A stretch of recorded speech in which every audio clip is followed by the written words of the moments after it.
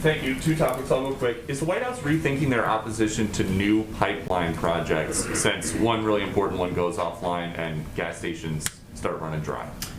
I wouldn't say we look at it through that prism, Peter. We look at it, we analyze both the impact, the economic impact, as well as the environmental impact. And that will certainly remain the case, but we look at each pipeline project individually. And you mentioned that environmental impact. If the solution for this pipeline going offline is for oil producers to start using rail cars and oil tankers as floating storage, and for the EPA to start letting gas stations sell lower quality fuel that is not as clean burning, how is the president showing U.S. climate leadership?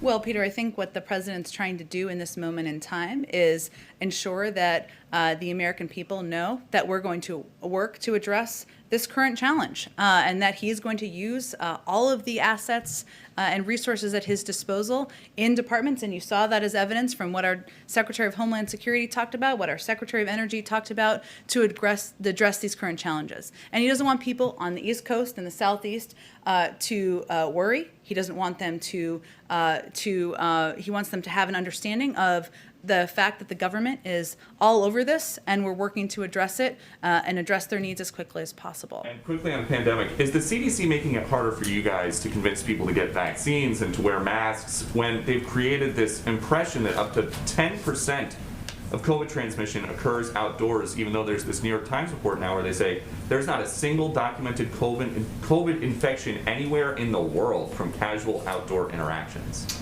Well, I believe Dr. Walensky addressed this in the Senate hearing this morning, and she pointed to a collection of scientific studies that set that number that they relied on, that set that number at less than 10%.